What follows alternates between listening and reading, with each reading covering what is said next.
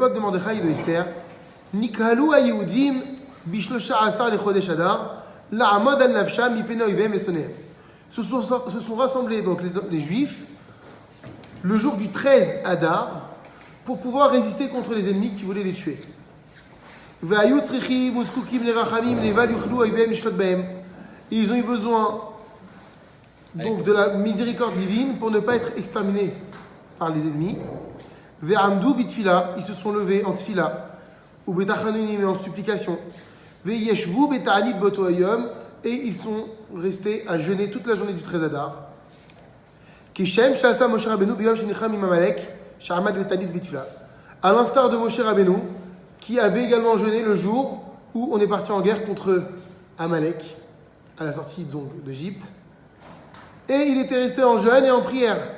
Vegavar Israël, et grâce à ça, en partie, Israël avait surmonté cette guerre contre Amalek.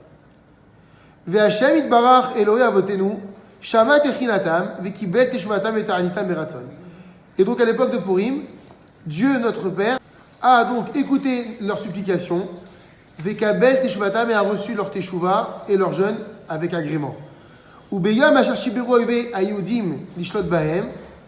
Et donc le jour où effectivement les ennemis d'Israël devaient donc l'emporter, a priori, Vena aforhu, tout s'est transformé, la situation s'est retournée. Asher ishletu haYehudim ema besonehem, c'est les enfants d'Israël qui ont dominé contre leurs ennemis. Ve'argu haYehudim besonehem shivrim vechamesha elef ish. Et les Juifs ont tué ce jour-là 75 000 ennemis. Milevad, hormis Masha argu besonehem beshushan abira, ceux qui ont été tués dans la ville de Suse, la capitale donc d'Achashverosh. Velo nifkad meitanu ish, et aucun juif, Baruch Hashem, n'a perdu la vie. Kilo bechaïd volo bekoloach kim beruché amar Hashem tzivot. Comme il est rapporté dans la Torah, ce n'est pas par la vaillance et ce n'est pas par la force que l'on gagne, mais c'est par l'esprit divin. C'est Hashem qui fait gagner. Velachet, c'est pourquoi Nahagu bechol tefutzot Israël, on a pris la coutume dans toutes les communautés d'Israël, les Itanot beyomze, de jeûner donc ce jour du 13 Adar, bechol shana veshana, chaque année. Vitzomze nikra ta'anit Esther. Et ce jeûne-là s'appelle le jeûne d'Esther. Donc qu'est-ce qu'on fait remarquer ici? Que, attention, le jeûne d'Esther, à proprement parler, le vrai jeûne qu'elle a fait elle pendant 3 jours, celle qu'elle a déclarée, même communautaire, il n'a pas eu lieu le 13 Adar. Il a eu lieu le 14, le 15 et le 16 Nissan, c'était Pessah. Le jeûne que nous faisons maintenant, qu'on appelle malgré tout jeûne d'Esther, c'est un jeûne qu'on se doit de faire à chaque fois qu'Israël part en guerre. Comme on vient de le dire, ça a été le cas à l'époque de Moshe Rabbeinu, lorsqu'il part en guerre contre Amalek et tout le monde doit jeûner. Donc c'est un souvenir de ce jour de guerre que nous jeûnons au 13. Im Chad Gimel Be'adar Beyom Shabbat, si le 13 Adar tombe un Shabbat, Makdimim Neitanot Beyom Chamishi Be'Shabbat. On avance le jeûne au jeudi. Shu Yom Yudalef Be'adar, qui sera donc le 11 Adar. Qu'en est-il des femmes enceintes le jour du jeûne? Miaouberot, les femmes enceintes, ou Ménikot, et celles qui allaitent, Peturot Militanot Betanit Esther, sont dispensées de jeûner le jeûne d'Esther. Ou Miaouberet Shamrou Aïnou Kesheuka Arubera. Lorsqu'on parle d'une femme enceinte, qu'est-ce qu'on appelle une femme enceinte? C'est une femme dont on reconnaît qu'elle est enceinte. Sheu Mishlosha Chodashim Mala, c'est-à-dire à partir de 3 mois et au-delà. Ou Mikol Makom, néanmoins, Im Sovelet, Meakaot ou Mirchushim, si cette femme qui est en dessous de 3 mois souffre donc de nausées ou de faiblesse, Orul Sharaba ou d'une grande faiblesse, alors évidemment, Mutarla, Lechol, Dilalacha, il lui sera permis de manger, Gam Beterem, Ileatla, Shloshat Chodashim et Rayona, même si les 3 premiers mois ne sont pas encore terminés. Ou Biprat, et particulièrement, les Achar Abayim Yom Litzirat Avlad, particulièrement lorsque 40 jours sont passés. Ou Meneket, maintenant, une femme qui est nourrice. Chez Amrou, à Filouim Pascal et Niket Bena, les Chachem ont dit que même, qu'est-ce qu'on appelle une nourrice? Même si elle a arrêté d'allaiter. Kol Sheitor Chavdet Chodesh, Liledata, tant qu'elle se trouve dans les 24 mois après son accouchement, Ari Petura Leitanot, elle est dispensée complètement de jeûner. Vechen Isha Sheipila Petura Leitanot Tor Kavdalet Chodesh La Palata. Ainsi, une femme qui a fait une fausse couche est dispensée de jeûner dans les 24 mois depuis la fausse couche. Ve'en sarich lomar, il n'est pas nécessaire de préciser, chez Yoledet tor shloshim yom petura minetanot, qu'une femme, une accouchée qui se trouve dans le mois depuis son accouchement, c'est une évidence qu'elle est dispensée de jeûner. Donc si déjà la nourrice dans les 24 mois, elle est dispensée de jeûner, la femme, c'est-à-dire qu'elle ne doit pas faire preuve de rigueur avec elle-même. Ça veut dire que même une nourrice, elle a envie de jeûner, elle peut jeûner si elle veut. Mais elle est dispensée si elle ne le souhaite pas. Par contre, dans les 30 jours, la femme, elle est malade. Et donc, elle est dispensée de jeûner. Ve'ena rasha'it lachmir alatzma, et donc, n'aura pas besoin de faire preuve de rigueur avec elle-même et de jeûner malgré tout. Vechen chole shen bo sakana patur mitanidze. Ainsi, une personne malade, mais qui n'est pas en danger de vie ou de mort, est dispensée de ce jeûne. Ve'no rasha'it lachmir alatzmo, et n'aura pas besoin de faire preuve de rigueur avec lui-même. Donc, d'office, peut ne pas jeûner.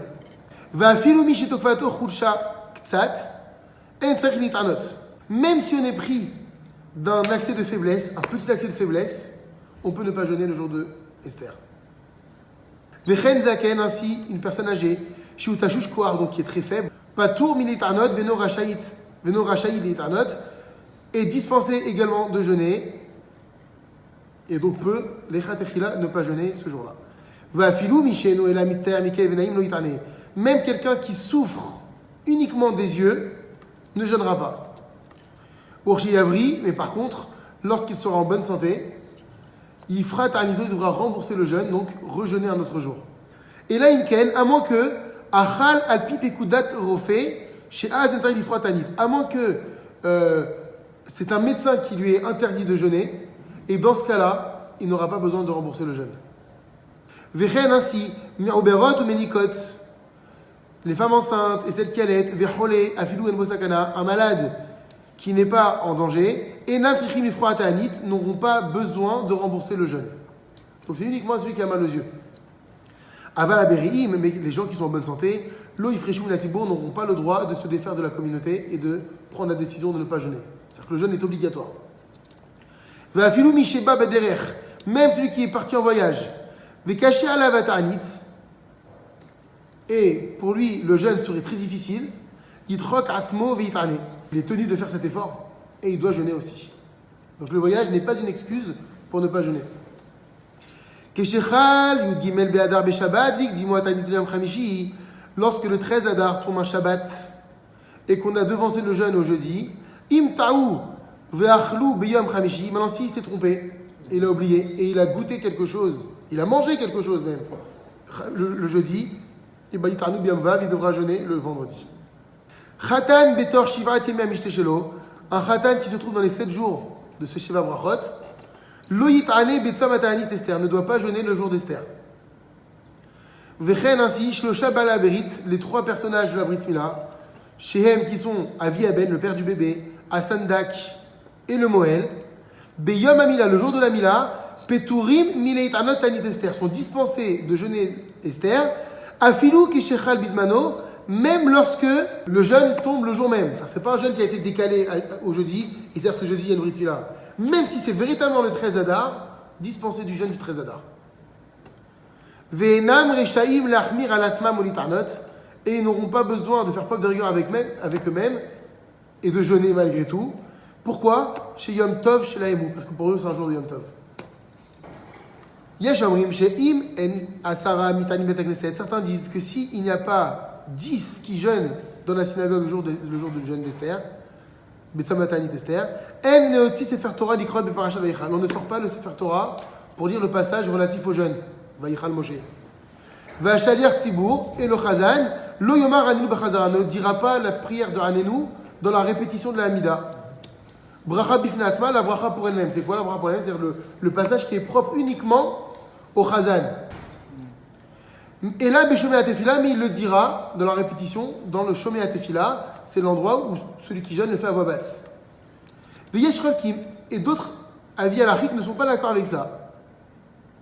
Alors, quelle est la halacha finalement? Comment on tranche? Ve'ikar la halacha shli'inyan kriyat sefer Torah dai beshisha mitanim.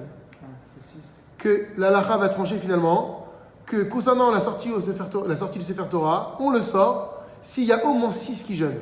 En réalité, ce qu'exige la halakha, c'est qu'il y ait le rov du minyan, la majorité de 10. Ve'im chalata anit bime sheni vechamishi. Maintenant, si le jeûne d'Esther tombe un lundi ou un jeudi, ve'en shisha mitanim, et il n'y a pas 6 qui jeûnent, même pas 6 qui jeûnent, alors ikriou bi parashat hashavua, on lira la parashat de la semaine normale. Udainyan anenu, mais concernant maintenant le passage de anenu, adif sheyu asar mitanim, malgré tout, on préfère qu'il y ait 10 qui jeûnent pour pouvoir le faire. Ve'im aïm, maintenant s'il n'y a pas 10, alors dans ce cas-là, allez, on laisse couler. Dai bevav mitanim lomar anu bracha bifna atzma. Alors bon, c'est pas grave. On fera quand même la bracha de Hanenu avec la bracha du Chazan. Alors on peut faire preuve d'indulgence et le Chazan fera le Hanenu normal dans la Chazara.